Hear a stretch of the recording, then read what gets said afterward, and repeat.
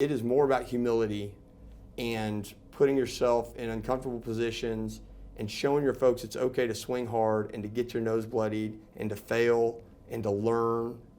And that's what leadership is. Leadership is being vulnerable.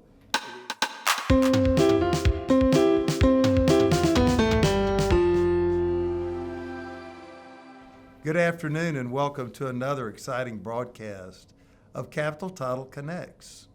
And I'm so excited today to bring one of the young lions in the commercial real estate business, Ben Appleby.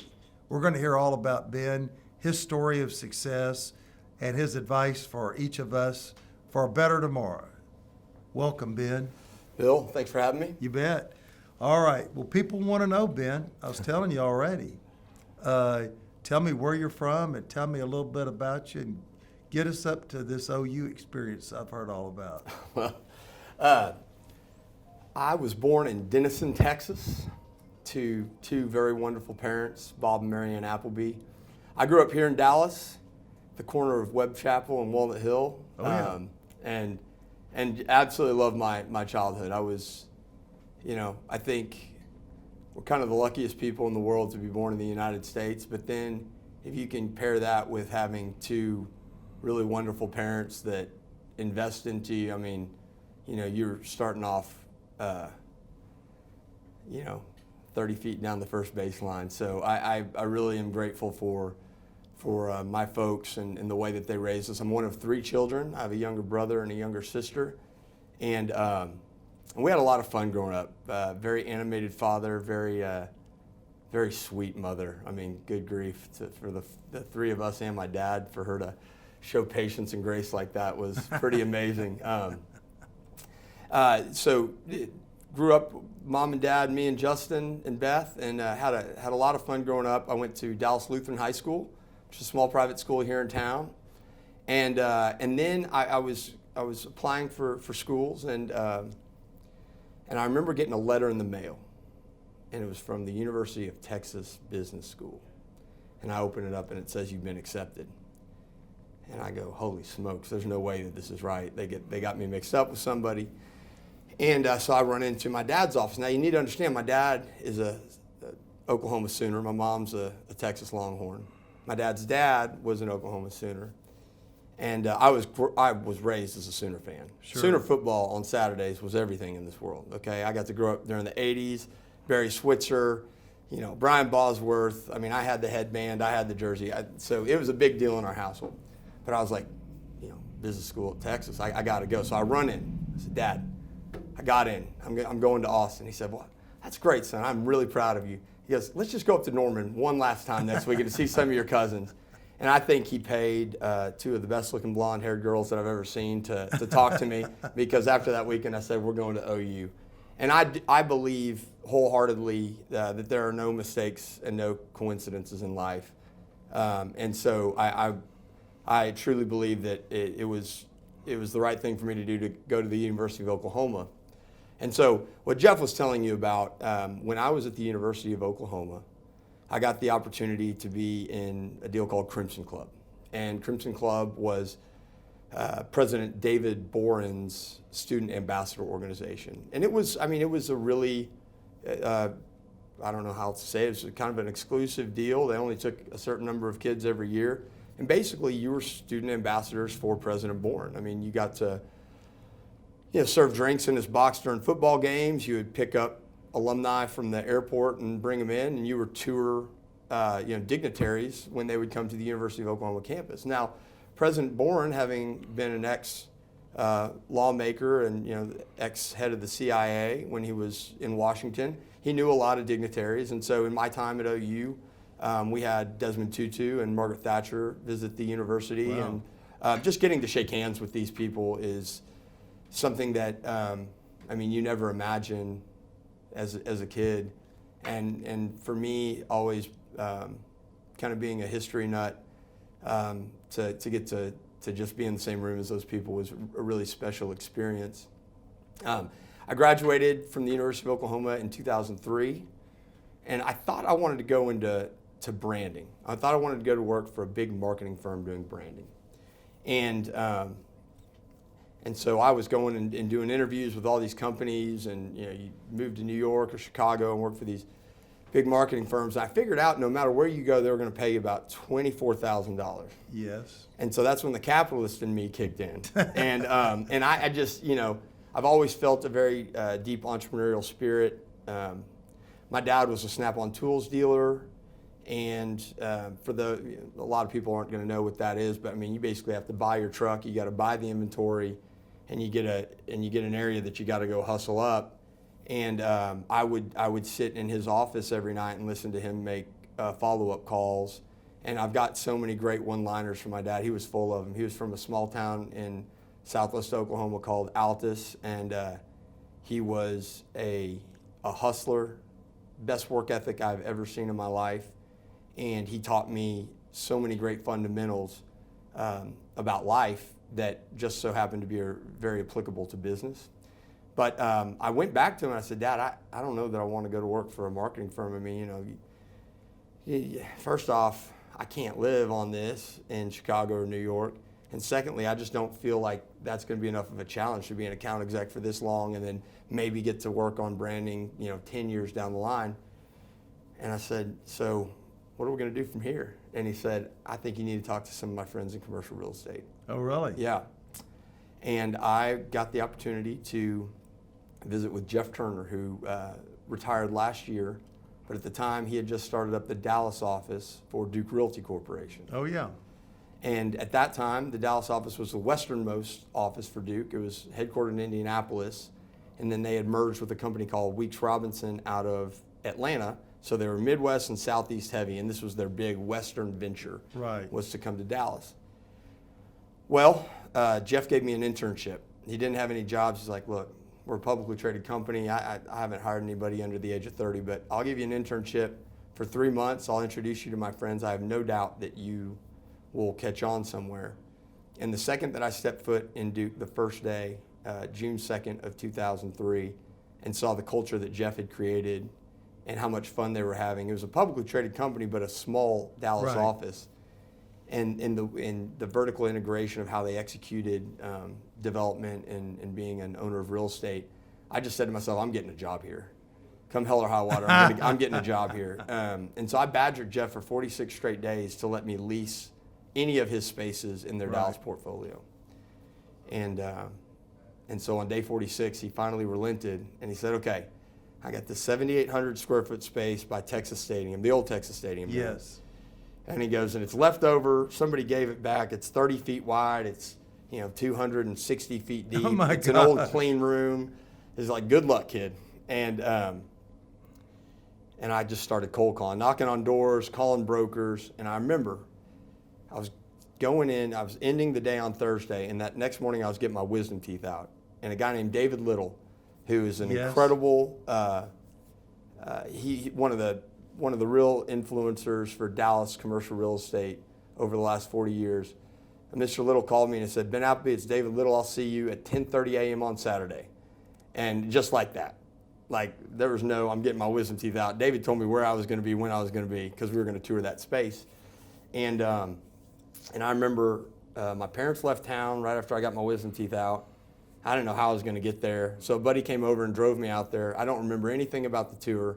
It was with a guy named Tommy Thompson that sold children's tuxedos and dresses. Okay, that was his thing. And he said, this is perfect. And I go, it is? Hold up, this is perfect for nobody. Later that day, David called me and said, we got a deal.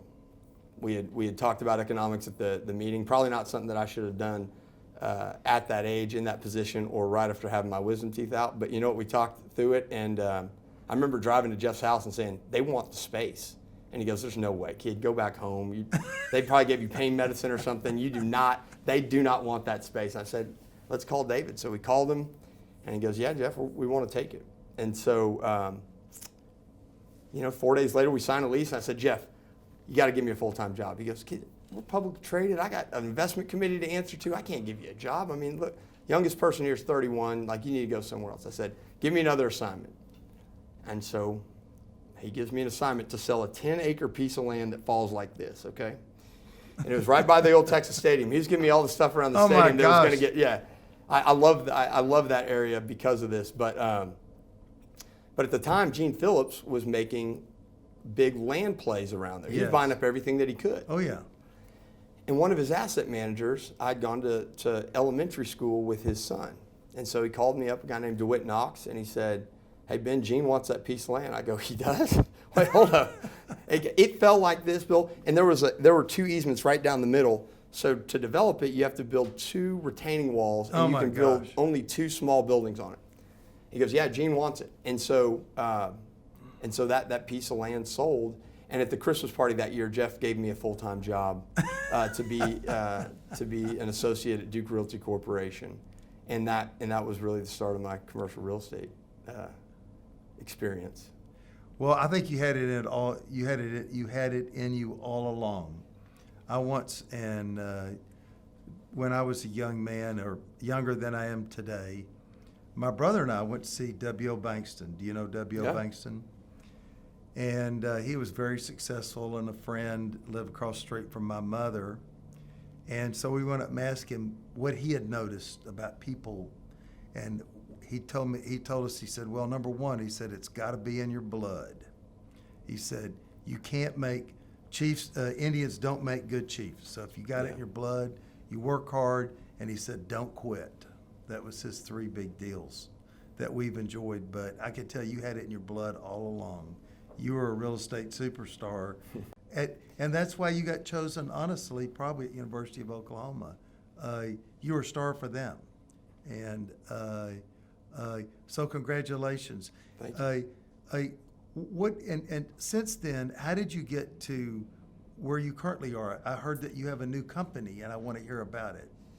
Yeah, so at Duke, when I got that job about 3 months later, I'd been driving around. At that time, I only had a couple properties that I was working on. And so I was driving around, and I was up in the Plano, Frisco area. Yeah. And I saw all these tilt wall office buildings. You know, we were doing tilt wall industrial. All we did was industrial at Duke at the time. And I was seeing all these homes go up. And so I remember going to Jeff and saying, hey, I'm pretty enamored with this suburban office sprawl. And I know that probably puts me out of a job that I've worked really hard to get, but I'd like to work on suburban office development. And he said, that doesn't put you out of a job, actually. He goes, every other market that we're in nationally has an office presence, except for Dallas, because I've never done an office deal. So I've always been an industrial guy. That's what we do.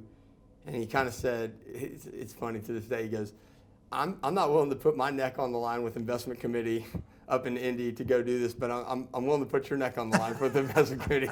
And if you know Jeff, like, it was kind of tongue-in-cheek, but at the same time, he was like, all right, this is your opportunity.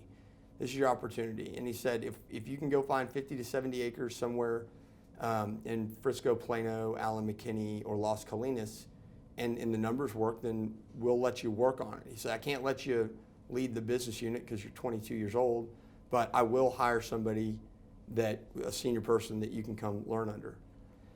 And so about 7 months later, we put together 3 parcels at the corner of Warren Parkway and Dallas Tollway on the northeast corner, which then became Duke Bridges. And so we closed on the land.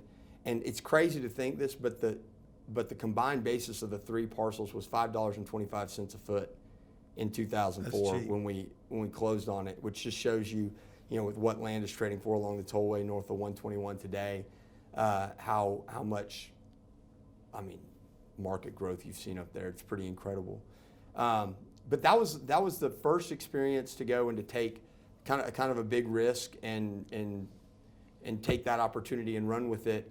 And so we closed on that land, and I got to work in a lot of ways that young people don't get to work today, which I'm very grateful for. But number one, I got to really work hard with the Economic Development Corporation at the city of Frisco. So Jim Gandy and Mayor Masso, who was Mayor Pro Tem at the time, and Nancy Wyndham and that team. And I got to see it done the right way, an aggressive municipality that wants your business, that wants the jobs. And then I got to work with great architects. Like Corgan was our architect that did that development for us. And at Duke, we had an in-house general contractor. So we had brokerage, management, and the whole construction suite. So vertically integrated asset and development supply chain. And so I got to sit in on all the construction meetings that I wanted. And I got to work with the architects on a daily basis and work with the property managers. And so I was very lucky to get a 360-degree view of asset services. How do we do it? What it takes to buy the dirt, all the site work, working with the civil engineers, how are we going to build it, and then how are we going to market it, how are we going to lease it up, how are we going to manage it, how are we going to sell it, or how are we going to own it, basically. And that was, that was a godsend. That was a really incredible opportunity. And I think that one of the big differences in our business between young people that make it and that don't is your mentor, your mentors. Whoever your mentorship is, if you have passionate, enthusiastic mentors that will pour into you, then you've got a real chance. And I had two. I had two primary ones at a young age. Jeff Turner, who I told you about earlier. Yes.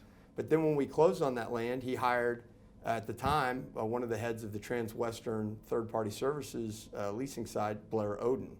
And Blair is now over all the tenant services at CB for, I believe, Texas at this time. Wow. And I got to work one-on-one with Blair Oden for 4 years as Wow. we developed buildings and we made big leases with groups like, T-Mobile and Galderma Labs and a number of groups. But I like to say that Jeff is the best strategist that I've ever worked with.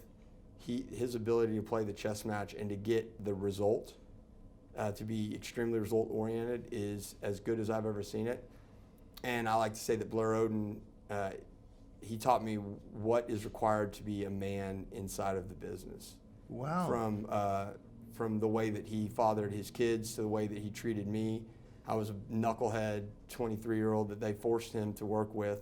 We always had a great relationship, but if I came in and said, hey, this is your show, I'd probably want to bring in one of the guys that I was working with. The grace that he treated every situation with, the way that he prioritized his family, to this day,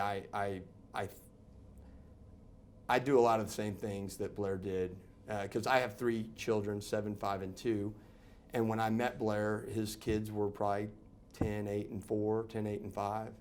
And so, I had wonderful mentors. So Wow.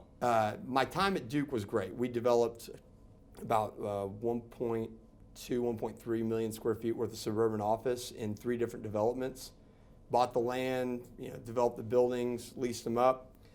Blair left in 2008, and I had about a year and a half there where I got to take the lead at Duke, and that was a great experience. That was one of the really wonderful experiences was Blair leaving and me having to take the reins there, and we had some big vacancies and the market had turned, and so I had some opportunities to make some large leases kind of in that seat.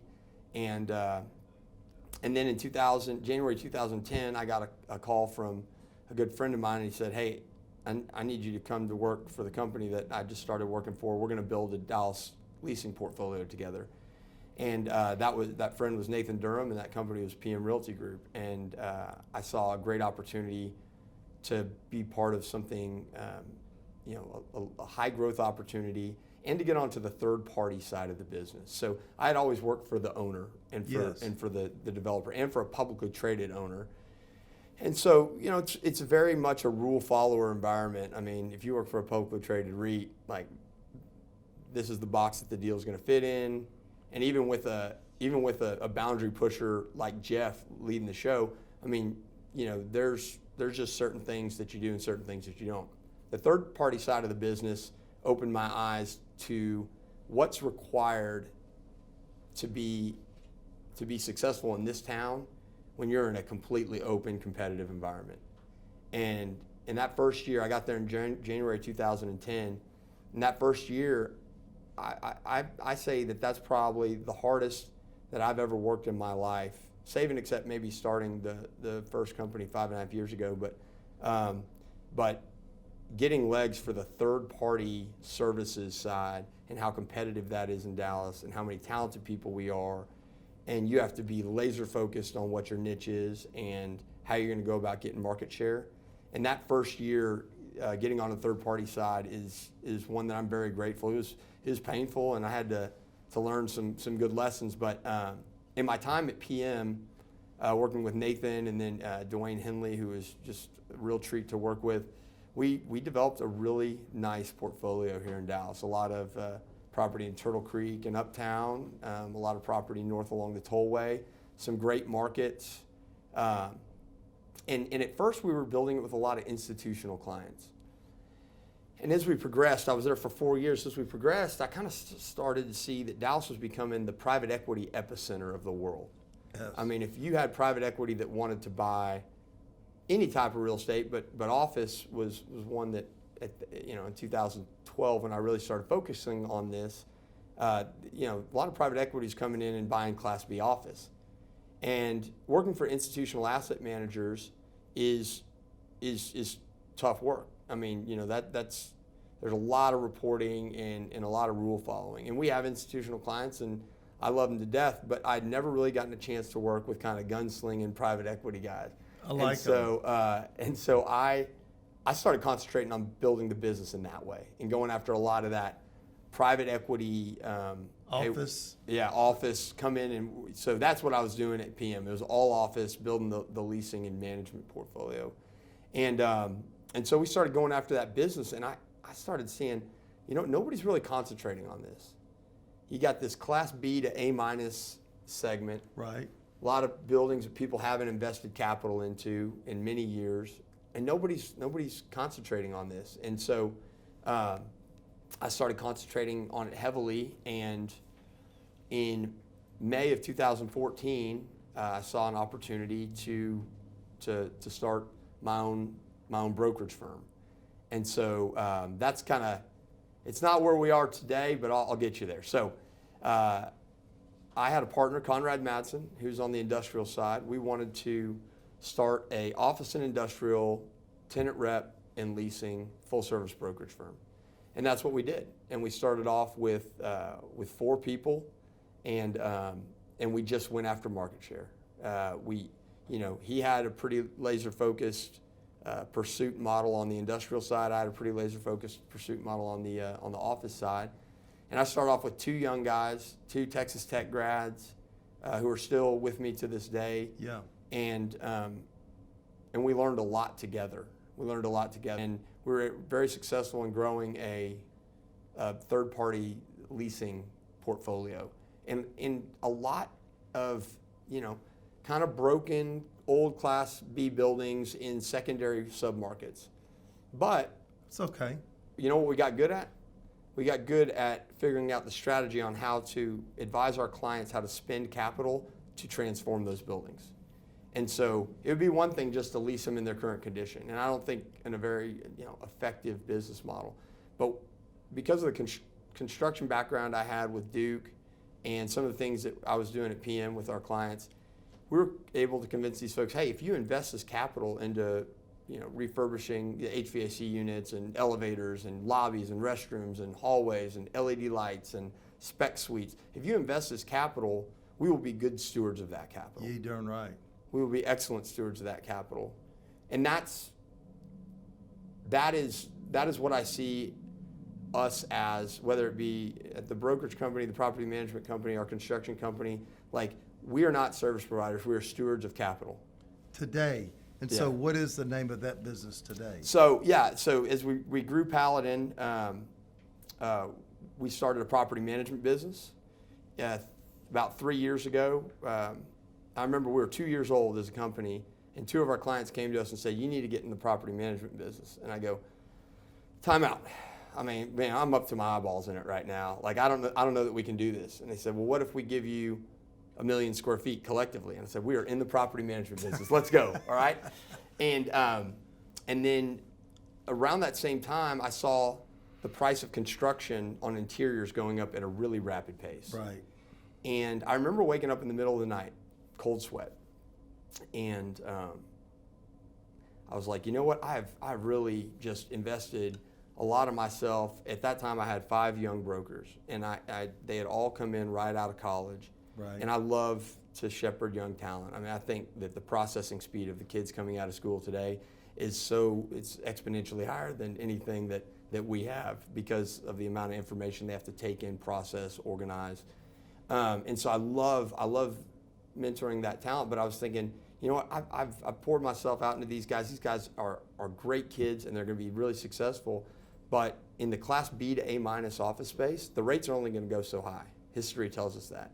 And construction's going up at a greater clip than anything we've ever seen. I got to figure something out. And so kind of by accident, I started a general contracting company. And you know, I had a client that we needed to make a deal and he had a budget of X. And we went out and got bids for the construction and it came out, you know, I think the total budget was $300,000, came out at $380,000. And I said, well, hold on, before we kill this deal, let me go out, you know, I know a bunch of subcontractors, let me go out and take these plans and bid them. And I'll get just what the baseline cost is. So at least we know. Maybe our budget was wrong, but I'm willing to invest this to know what the answer is. And the sum of those bids with permit fees and everything came out to about $250,000. So $50,000 a spread there. And that client said, well, that's interesting. And I go, so let me take this back to those 3 contractors that we bid these to, and I'll see if any of them want the job. And he goes, no, they had their chance. He goes, I want you to put 20% on it and do it yourself. And I go, man, I'm not a general contractor. I would be doing you a disservice. And he goes, well, if you want to get this deal done, then I'd put 20% on it and do it yourself. And so that's what I did. And so I kind of figured it out, and that one went well. And I told him we would do one. And then I started getting plans from him and plans from other guys that he knew that owned buildings. And so there, right at the end of 2016, we started both the property management company, Paladin Management at the time, and then 12 GCS, my interior general contracting company. And so in May of last year, Conrad and I decided, because he was doing pretty exclusively industrial tenant rep, and I built this vertically integrated asset services supply chain, and to run those two things looks very different. Yes. From capital to reinvestment in the company, and the construction company I owned separate, and we didn't have joint ownership in that, and so we just made the decision we need to split. Yes. And it's been a really good run, and we were able to together accomplish a lot of wonderful things. So he took his brokerage team, and I took my brokerage team, and then our property management company and construction company, and we just rebranded it Dogwood Commercial. Dogwood, yeah. Hey, that's wonderful. That's East Texas. Yeah, man, yeah. That's Jeff Patman's. That is Jeff. That's a Jeff Patman, yeah. I was thinking of Jeff when we got that name. So that was official August 1st. And so really it's not a new company. It's, all of our folks. It's a rebranding. Yeah, it's a rebranding. And you never want to dissolve a company. I mean, it's painful and it's distracting and it's no fun. But our folks got the opportunity to come together from 3 different companies, come together and rebrand this thing together. It's perfect. And it was a wonderful team building exercise. And, property management, brokerage, and construction in the traditional model of how asset services work are always kind of pegged against each other, right? Yes. I mean, there's a desired contention to get the right result. And I don't believe that needs to be there. I don't believe that the traditional model is the most effective way to go, which is probably why I've built the vertically integrated supply chain that we have over the years, is because I feel like there needs to be uniformity in how these 3 functions of the business work together, and I think that there's a lot of wasted capital and wasted time when you pick 3 different companies to do those 3 different functions, and they don't know each other, and the communication is fragmented. I like the one-stop shopping. I know you do. I've done a lot of research on what you've done over the years, and I should probably be interviewed. Yeah, why not? A relationship's a relationship. There's no doubt. One thing that I'm taking from what you've told me is you've told me about a lot of unique ideas, which you've been blessed to come up with, and strategies. But about half of what we've talked about have been people. It all boils back to the people. So I can tell you the people in the commercial real estate industry have recognized you as a person. And talk briefly for a moment about becoming president of NACAR. Oh man, And where is that? Yeah. Where are you taking that organization? That's a real honor. I'm very grateful for that. NACAR is an organization that's very near and dear to my heart. NACAR is one of the largest broker-centric organizations in the United States. I was just at the Texas Association of Realtors conference in Fort Worth, and my good friend Bill Roth, who oversees a lot of the forums and legislative side for NACAR, he said, "Hey, you need to stand up in the commercial session and you need to talk about what we're doing because people look up to NACAR. We're the largest in the state, and I know that."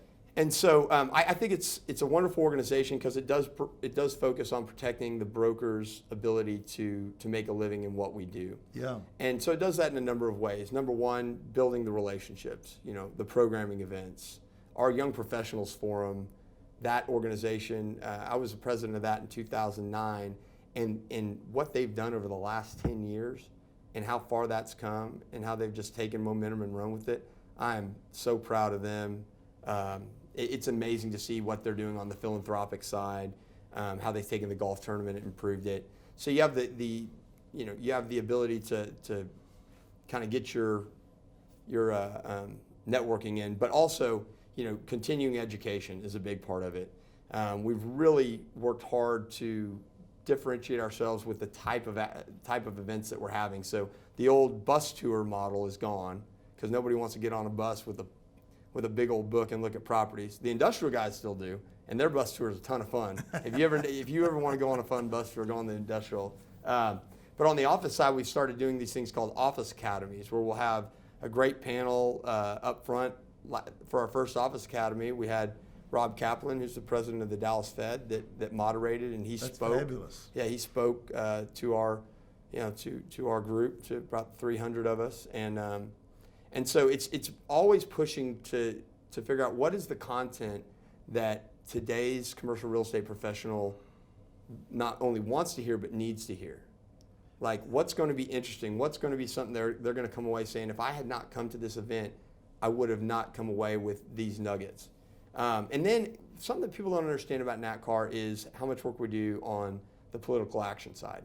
And that's something that we don't publicize, but as being president, you get to see all the things that we're doing at the state level, especially when legislature is in, to make sure that we're protecting the commercial realtors' ability to make a living in this business, because we make up a very small percentage of the overall real estate community. The residential side makes up the great line share. Sure. And so you got to fight, especially when legislature is in, and you got to make your voice heard.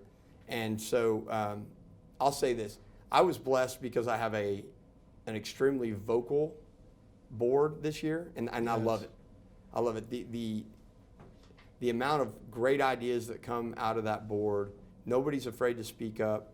Nobody's afraid to make their voice heard, and I love that. I think that as professionals, if we're going to get up in the morning, shower, brush our hair, put on our suits like this, looks good, then let's swing hard when we get out there, okay? Let's go, right? And so I am really proud of our board, and they've done a tremendous amount of hard and good work this year. Our staff has been fantastic. So, we've just been pushing to constantly, we can't get complacent. We can't get comfortable. We have an obligation to our constituents to put great content out there, to have great continuing education, to improve our forums, to improve the roundtables. So it's been a real treat to be a part of. Well, congratulations. Thank you very much. They got a good man.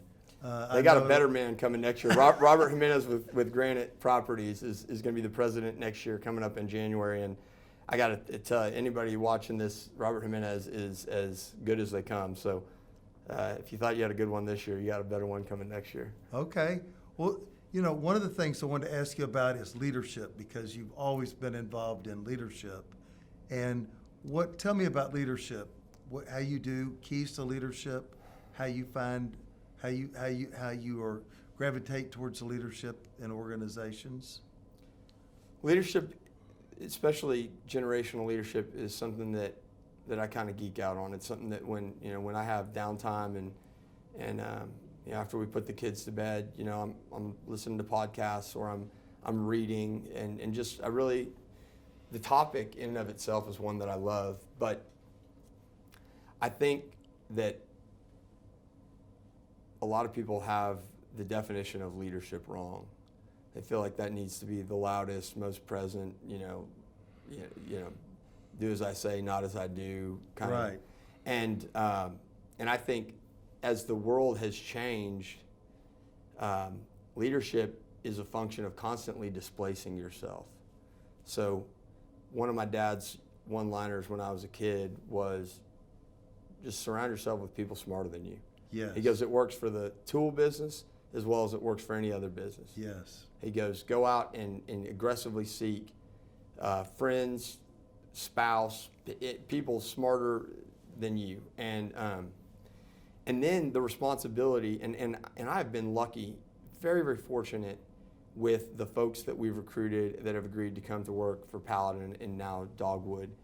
And so the responsibility and what I think that leadership has evolved to is you got to recognize the things that those people are great at. Right. Whatever they're bad at, whatever they're okay at, forget about any of that. You figure out what they're great at and you give them those opportunities and you let them run.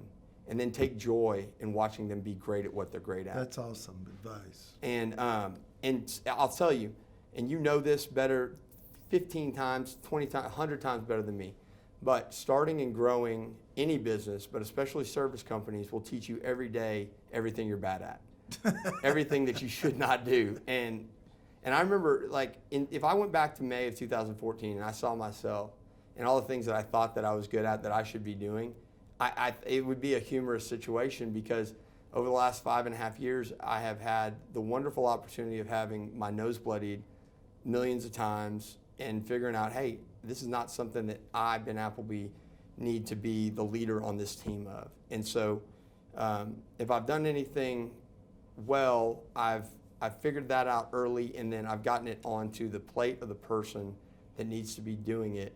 And then I just got to step away and I got to take joy in watching them be great at what they're great at.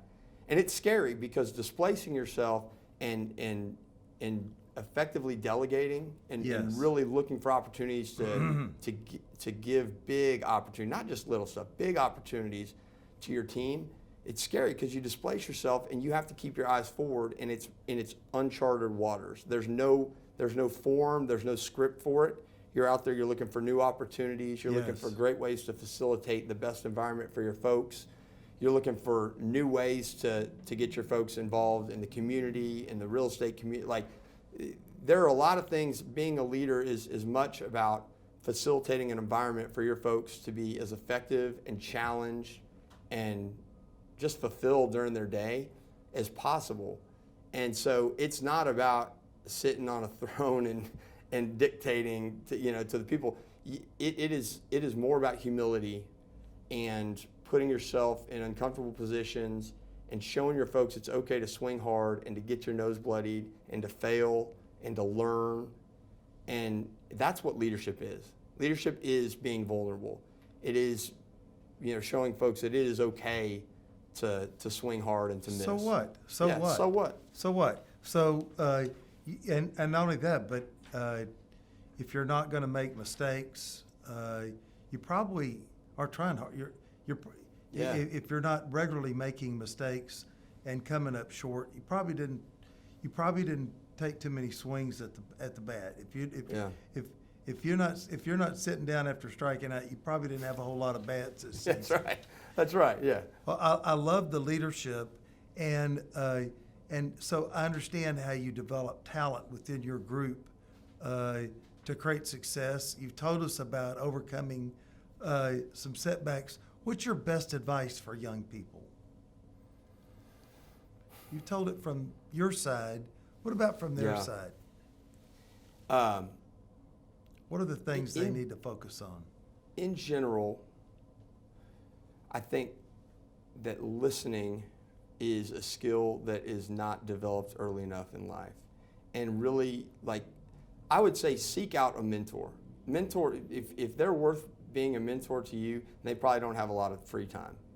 They're going to be involved in their church, in their community, in their industry. They're going to be a leader at that company. If there's somebody that you really want to mentor you, then they're not going to have a lot of time. You need to seek them out, and you need to make sure that they see you and that you get time with them. Mike Wyatt, who's with Cushman & Wakefield, taught me that lesson very early in my real estate career. And we probably rescheduled 8 times, and I finally sat down in his office, and he said, "Hey, you've done a really good job of seeking out this meeting." He goes, "You need to. There's no age limit for it. Always seek out mentors." And to this day, I still do that, and I have a group of folks that, when I have a question, I ask it, and then I listen, and I shut up and I listen. And so that's good. I think seek out mentors. Know how much that you know how much you don't. So don't think that you're too smart. That's one of the big mistakes that I think young people make is be confident. Man, be confident, but also take time to listen, because there are folks all around you that have wonderful advice that can help you navigate the waters better. The other thing I would say is take as much risk as you can as early as you can, because risk is a good thing. Taking risk hones your skill on calculating risk. You can't be great at calculating risk without taking risk and failing, because calculation is a function of getting sharp, and you can't sharpen up unless you take a lot of it. And I think I was blessed because I had a father that taught me that. He said, take as much risk as you can as early as you can, and you know what, you'll get comfortable with it. You'll get legs for it. So I think seek out a mentor, listen as much as you can, and take risks. What is the worst that could happen? I agree. I mean, So you fail. So what? Everybody fails. You identify with the people with whom are in the real estate community. None of them have created success without having failure. I've never learned a lesson in my life without getting it right the first time. I mean, the best lessons have come from what I saw as the biggest failures at the time, but keeping a positive attitude and saying, I'm going to learn from this, and I'm going to figure out what I can do to get better this next time. Like, failure has been something where when it comes about, and it does all the time, you just keep your ears open, stay cognizant of what's going on and learn a lesson, because there's a lot to be had. Somebody's out there today wondering, the talent. I've always been in businesses where we could always use some extra business. I'm rarely around churches that don't need a little more money for a building campaign. Or businesses that wouldn't like to grow some or whatever. And I'm sure that someone will listen today and they'll go, Ben, it seems like you've done great. Where do you go, and how do you get the new relationships? How do you create the new significant relationships as a leader to propel your company and your career forward? Where do you go get them? How do you get them? I think it's twofold. Number one, and you and I were talking about this before we started, but I have always sought opportunities to give back, whether it be in the community or in my industry. And a lot of it is, watching my parents growing up, the way that they invested in the church and in others, and so a lot of it comes by my upbringing. But I do think if you have a heart for service, then you have an obligation. It's not an option; it's an obligation, and you need to be a great steward of that opportunity and that obligation. And so you meet a lot of people along the way, and a lot of the people that you want to meet and that you want to trade ideas with and that you want to get to know better when you're serving. So that's one place. And then secondly, I think in our business, in the commercial real estate business, there are so many different ways that you can go. I mean, if you try to take the whole world, if you try to eat the whole pie, you're never going to get out of the batter's box. So you got to figure out what you're great at, and you got to figure out what that means for you in the industry, and then you've just got to pursue people. So if you see people that are starting to buy office buildings in an area that you've got an expertise, use those relationships that you've built. Who's done title work for them? Who's done a deal in their building? Who's worked with their asset manager? Where did they go to college? Whatever you can do to connect you. Commonality, absolutely. and you're going to go call on those people. Yeah, I think the concept of the cold call is not a very effective one. When I make a call, I've already stacked that deck a little bit. I've made inroads. I've had somebody make a call on my behalf. I've made that commonality so that call is not completely, hi, this is Ben, right? So I think people concentrate on volume of calls more than they concentrate on how am I going to prepare for this. Strategy. And I have some very good friends that would argue to the death with me that volume of calls is the way to go as opposed to wasting all that time being strategic. For me personally, for Ben Appleby, the way that I prepare for anything it's night and day with how successful I'm going to be. If I prepare accordingly, I get my mind right, I have the right attitude, I'm very confident that's going to be a successful venture. If I don't prepare accordingly, if I'm not in the right mental state, if I'm not kind of in a state of gratitude where I see this as a great opportunity, if I feel entitled at all, things aren't going to go very well.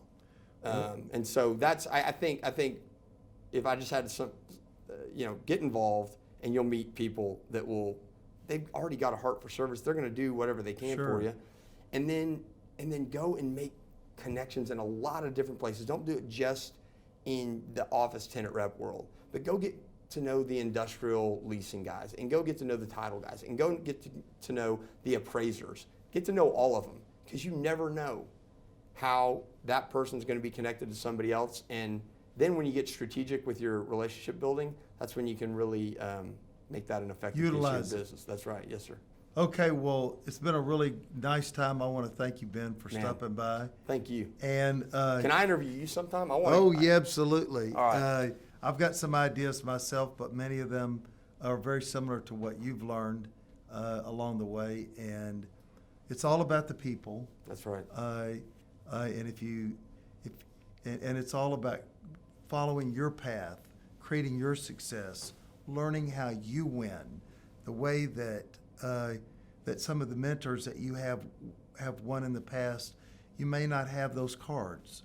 You need to find Ben's cards and play Ben's cards. Don't play somebody else's game. Try to add value to every situation, but ultimately through service and through your value, and operate with values and ideals. But ultimately, people want to do business with you. That's because I want to do business with you a whole lot more than I did before we had the interview. So I don't know why wouldn't I want to do business with you? I mean, somebody's going to make the deal. Yeah, why not right. Ben? Okay. Why not Bill? Well, there you go. Yeah. Well, thank you for joining us again today for another exciting broadcast of Capital Title Connects. And I want to remind you that you can catch us on Facebook, Spotify, iTunes, and Podbeam. We almost left here without asking the most important question. And that is, my friend, how long has it been since you closed a deal at your friendly local Capital Title? Well, let me tell you something. That's too long.